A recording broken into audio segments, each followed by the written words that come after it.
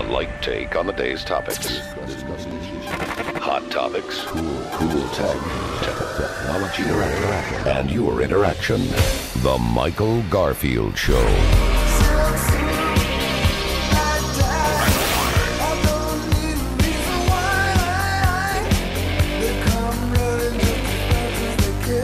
Now, the world according to Garf.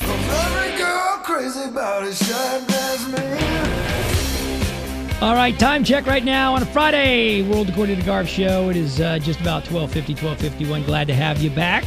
Always take a little program interruption. Not an interruption. It's actually a nice informative piece right here regarding real estate. Always a very important thing, certainly as the summertime approaches. Kids are out of school. Great time. I answer the busiest time of the year to move and buy houses. Shannon Register always here to answer some of the questions that I have and tease her big Sunday show here at 1 o'clock on at 1 o'clock on Sundays. How are you? I'm doing great. True or false? Is spring, summer? Is that the busiest time because kids are out of school? Best time. It's the best time to have your house on the market to sell because there's just so many families who need to move while their kids are out of school. Loans are a big thing too. Also, it's a good time. You have to really look at the loans. Are they higher? What's a loan right now? Great thumbs up, or you just don't know? Loan rates have gone up just a little bit, but I mean, they're obviously better than last year at this time, but they haven't gone up so much it makes a huge difference. It's still a great time to get a loan. Is it easy or difficult to get a loan? Right? It's still difficult, but things are loosening up a little bit. We are hoping for more and more changes to help with that. We do see that appraisals are getting a little bit better. We talked about that a couple weeks ago. And so, things are getting better as far as lending goes, but there's still some things that as a buyer you need to know not to do. You need to be aware of. Interest rates for buyers, they're changing, and for the buyers themselves. Interest rates depend a lot on the buyers. It depends on their credit, their income, their debt scores. There are so many things that factor into how good of a credit score you're going to get. Credit score. I see all the commercials. How good of an interest rate you're going to get. Yeah, exactly. Free credit. Credit also plays a big deal over too. Pay your bills, and so pay them on time. Pay on time. You have Shannon Register joining me. I love your buyer's guide. There's so much informative stuff over there, but you also have what you call the 10 Commandments. The 10 Commandments. This is a fun thing that lenders give out to buyers, and it just makes it easy for them to remember the top 10 things that they need to remember when they're working on getting a loan. Is it what they need to remember, or what they should not do if you want to? They're the things to remember not to do. Okay, so they're kind of reverse 10 Commandments, and here she comes down from the mountain with 2 tablets. It is Shannon Register with her 10 Commandments. Should we count down 1 to 10? We can do that. I have 10. Let's go 1. Okay. And the first commandment, very important.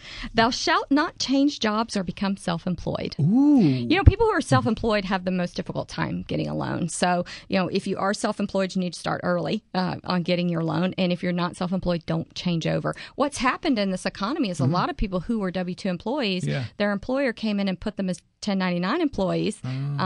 And so they still may be making the same amount of money, but won't qualify for the same loan. Interesting. So keep your job if you have a job. Yeah. And if you don't have a job, well, you can find a nice little box on the side of 610, right? That's right. And this is information that's just intended to help people when they're thinking about getting ready. Of course, you want to talk to your lender. The lender that I recommend is Mike Lesmeister over at AmeriPro.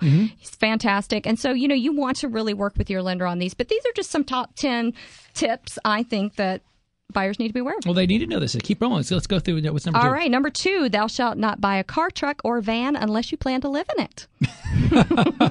So buy a house, not a vehicle. That's right.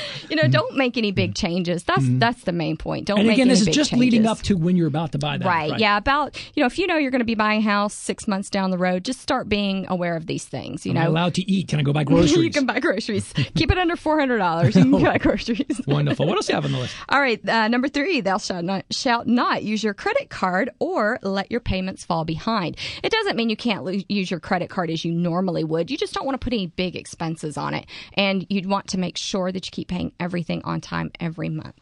Shannon Register here, the 10 Commandments. She is running through. We're at number 4 right now. Number 4, thou shalt not spend the money you have saved for your down payment.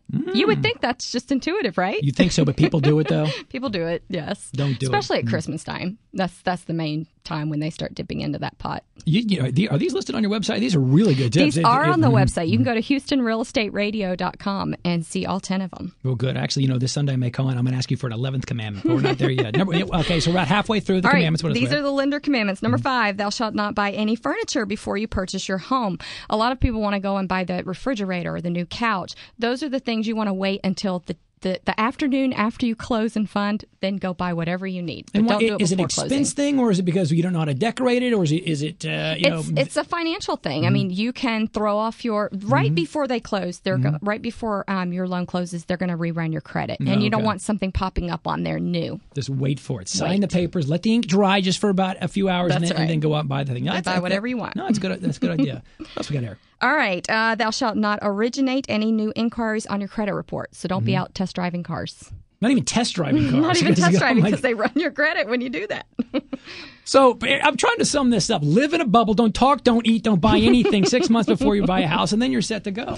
It's gotten so crazy trying to get a loan. You just have to be careful, and that's why I say you really need to consult with your lender. About 6 months before you're ready to buy, start talking to them, find out what you need to do. Or just pay cash. That's true. Cash is the best way to go. Cash, you can negotiate cash better than a loan, that's for sure. Cash is king, without a doubt. Getting to what, number 7 or so? All right, 7, thou shalt not make any large deposits into your checking account. You might think making a large deposit shouldn't matter. That should be good. But the problem is from the lender's perspective, they're worried that you're getting a loan from somebody. And now that's adding more debt. So if you do make a large deposit, there's a lot of tracking that's involved. And so they just ask that you don't do that. Wait until, if your parents are going to give you money for furniture, wait till after the closing to get it. All these rules. This is like kindergarten. Shannon Register talking us out of buying a home right now. We kid because we love. Number 8, though. Number 8, thou shalt not change bank accounts. So don't change who you're working with. Okay. Stay with the same accounts. That's a simple one. Just dance with the one who brung you. Right. Simple as that. All right. Number 9, thou shalt not co-sign for anyone. If you're thinking about co-signing on a car for a child, wait till after you're in the house and settled. Gotcha. So don't put your name. Don't put your your bank account on the line for anybody else. Right. Because when you co-sign, it's just like having the loan yourself. It still factors into your debt ratio. Yeah. So definitely want to talk to your lender before you do that. It makes sense. And now, counting down. Number 10. Shannon Register. Thou shalt not do this. Thou shalt not purchase anything until after the closing. Just nothing. Not even the refrigerator. Stay under $400. So don't eat, don't buy clothing. So I'm going to show up look like a homeless man. Sprees. Tell you what, an easy way to lose weight: go buy a house. Period. So I don't do anything. It'll put you on a strict diet buying a house. Oh. But the thing is that lending's just tight right now, and we expect it to loosen up in the future. But right now, you just have to really get with your lender and your realtor and plan ahead. That's the main thing. Is just planning ahead. Or again, go to Vegas, hit the jackpot and just bring a stack of green stuff. Right. Stack of green. Shannon Register, great stuff. Her show Sunday 1:00 here, KPRC Radio. It's HoustonRealEstateRadio.com. It's a call in. People. What's the number so people can jot it down already? 281-882-8088. Call in any question you got. If you can come up and give her some ideas for number 11 through 20, without a doubt, we'd love to have them. No. Bring the tablets down. Thank you so much as always, and we'll tune into you next Sunday. This coming Sunday. All right, we are at the top of the hour. We thank you for tuning in to the Michael Garfield Show. Halfway to half the hour, we will return to our typical topics on an on-air blog Friday just on the other side. Give us a shout, 713-212-5950.